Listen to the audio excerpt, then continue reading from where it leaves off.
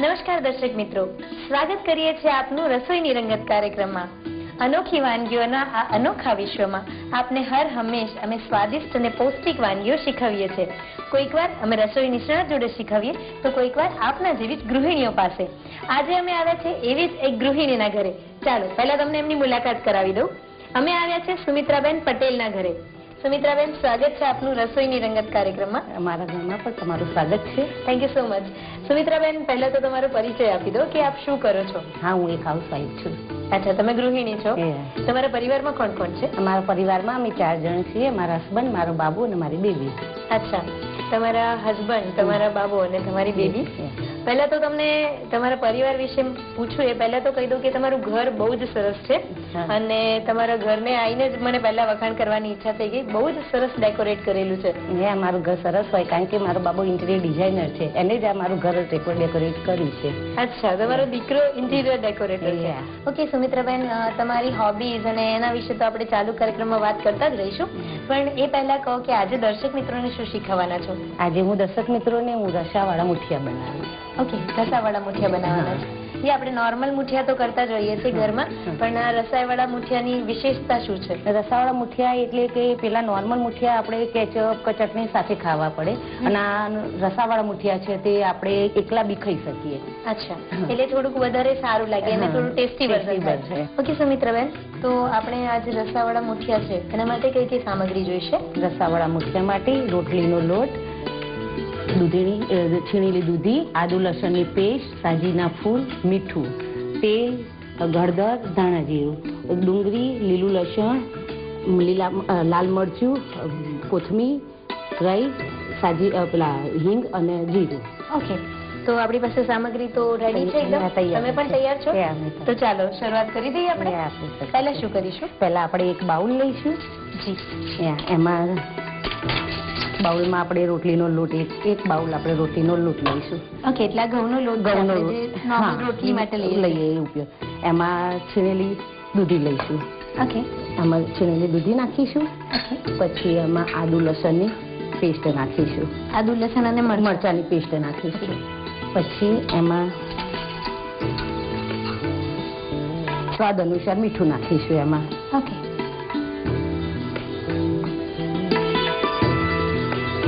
સ્વાદ અનુસાર હળદર લઈશું થોડી।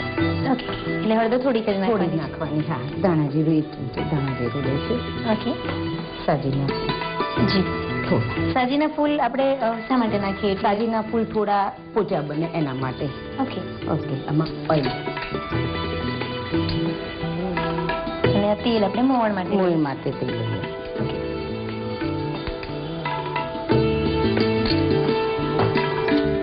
પછી એનો આપણે લોટ બાંધી દઈશું। જેમ નોર્મલ આપણે મુઠિયાનો લોટ બાંધતા હોય એવી રીતે આપણે મુઠિયાનો લોટ બાંધી દઈશું। આમાં બહુ પાણીનો ઉપયોગ નહીં થાય। પાણીનો ઉપયોગ કરવાથી ઢીલું થઈ જાય કારણ કે દૂધી છીણેલી હોય એ પાણીવાળી હોય એટલે લોટ અંદર ભળી શકે। અચ્છા, એટલે દૂધીના પાણીથી જ લોટ બંધાઈ જાય આપણો। બરાબર, એટલે આપણે પાણીની ઓછી જરૂર પડે તો પાછળથી નાખી શકીએ, પણ અત્યારે તો પહેલા જોયા પછી આપણે કરી શકીએ।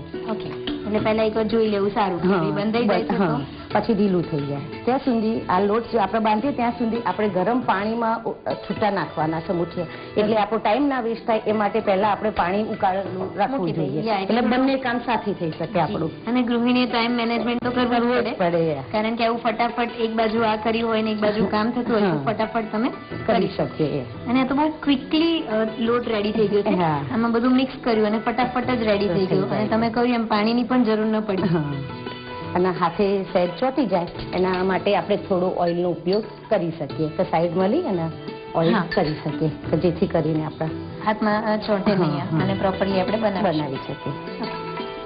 એટલે પાણી ગરમ થાય પછી આપણે મુઠિયા નાખી દેવાના અંદર। અને આ જે નોર્મલી આપણે જે રીતે વાળતા હોય પેલા આપણે નોર્મલી મુઠિયા બનાવીએ એ આપણે નીચે પાણી સાથે ઉપર વડારથી ચડાવીએ છીએ અને આ મુઠિયામાં આપણે ડાયરેક્ટ જ પાણી નાખવાનું છે। અંદર જ નાખવાના છે। ઓકે, હા, એટલે આમાં પેલામાં આપણે વરાળથી ચડાવતા હોઈએ। કુકરમાં પાણી નીચે રાખીએ અને ઉપર વરાળથી ચડાવીએ અને આ ડાયરેક્ટ જ અંદર પાણીમાંથી જ આપણે મુઠિયા નાખવાના છે। રાઈટ, હવે શું કરીશું? આપણે આવા મુઠિયા વળી ગયા છે, હવે પાણી બી ગરમ થઈ ગયું છે। હવે આ પાણીમાં આપણે ધીમે ધીમે મુઠિયા નાખી દઈશું છૂટા। અચ્છા,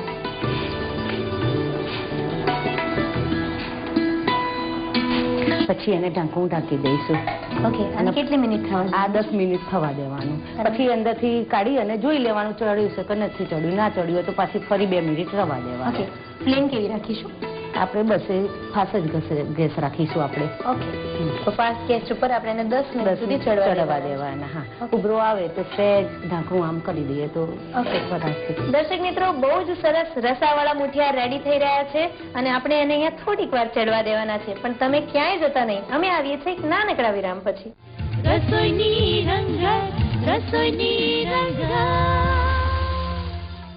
વિરામ બાદ ફરી એકવાર સ્વાગત છે રસોઈની રંગત કાર્યક્રમમાં. સુમિત્રાબેન, આપણે બ્રેક પહેલા મુઠિયા ચડવા મૂક્યા હતા, થઈ ગયા હશે? હા, 10 મિનિટ થઈ ગઈ એટલે મુઠિયા તૈયાર રેડી થઈ ગયા હશે. કરી લઈએ આપણે.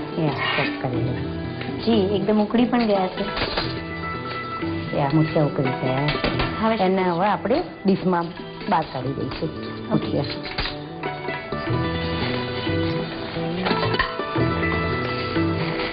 એકદમ ચડી ગયા છે પ્રોપર. અને આનું ગ્રેવી જેવું પણ રેડી થઈ ગયું છે અંદર. એટલે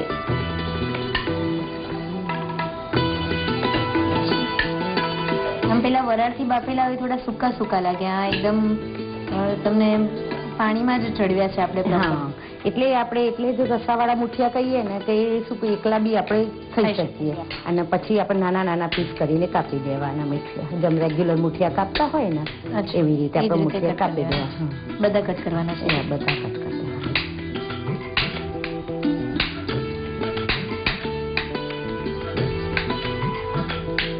ઓકે, હવે કટ થઈ ગયા છે. હવે શું કરીશું? હવે આપણે એડે લસણ અને લીલા મરચાં અને ડુંગળીની ગ્રેવી કરીશું. એના સૌ પ્રથમ પહેલા આપણે ગેસ ચાલુ કરી તવી મૂકીશું. એમાં ઓઇલ નાખીશું.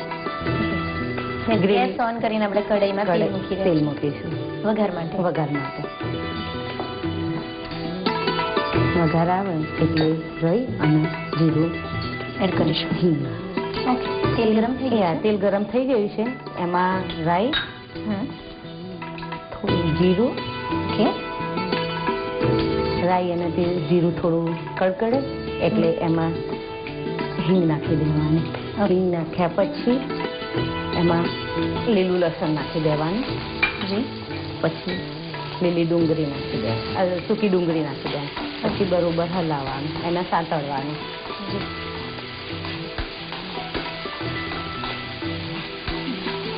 સાતળે એટલે એમાં થોડી હળદર નાખવાની. લાલ મરચું નાખી દેવાનું. દાણા જીરું નાખવાનું. મીઠું થોડું નાખવાનું, કારણ કે મુઠિયામાં બી મીઠું આવી ગયું એટલે આમાં થોડું મીઠું નાખવાનું. સ્વાદ અનુસાર જ. પાછું ખારું થઈ જાય.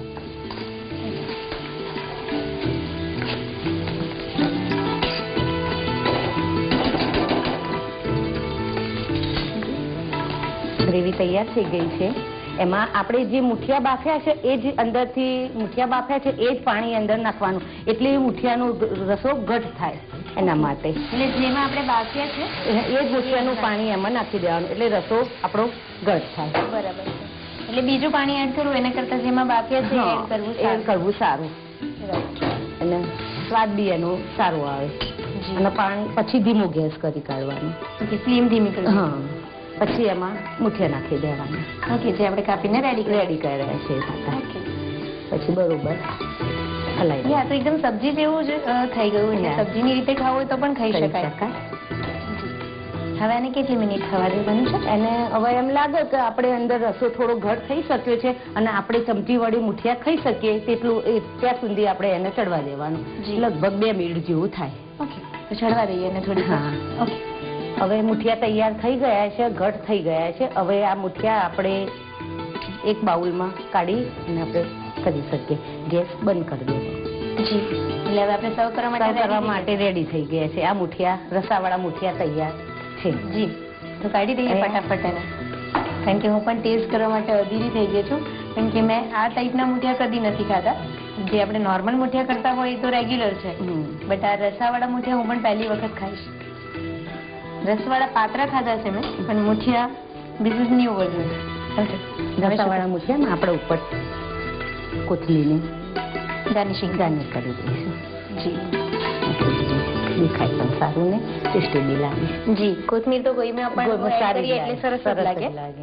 ઓકે, તો તૈયાર થઈ જશે હવે. હા, રસાવાળા મુઠિયા તૈયાર થયા છે. ઓકે, દર્શક મિત્રો, એકદમ ફટાફટ થઈ જાય એવી રેસીપી છે અને આપણી પરંપરાગત વાનગીમાં કંઈક નવું જ વર્ઝન છે આ રસાવાળા મુઠિયા. અને સુમિત્રાબેને આ રેડી કરી આપ્યા છે, પણ તમારે જો બનાવવા હોય તો તમારે જરૂર પડશે આની રીતની. ચાલો ફટાફટ લખી લો રીત.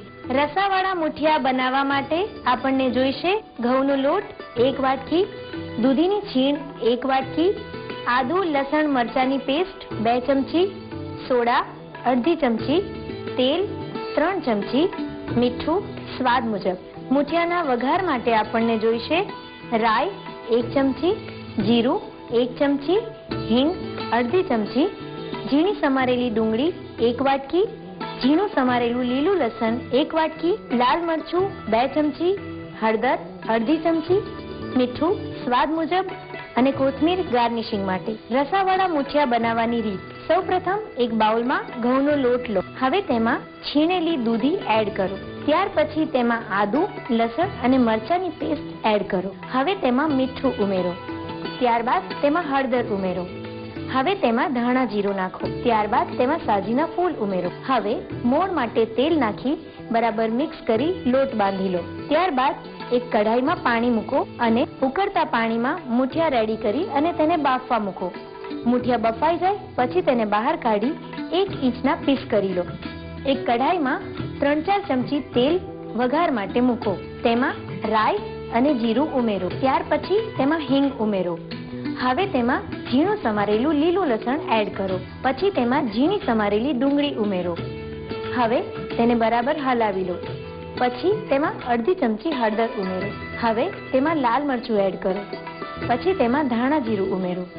હવે તેમાં મીઠું સ્વાદ મુજબ એડ કરો. પછી બરાબર હલાવી લો.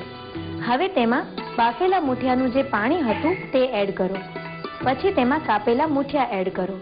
હવે તેને 2 થી 3 મિનિટ સુધી ખદખદવા દો. પછી તેને ગેસ પરથી નીચે ઉતારી એક બાઉલમાં કાઢી કોથમીરથી ગાર્નિશ કરી સર્વ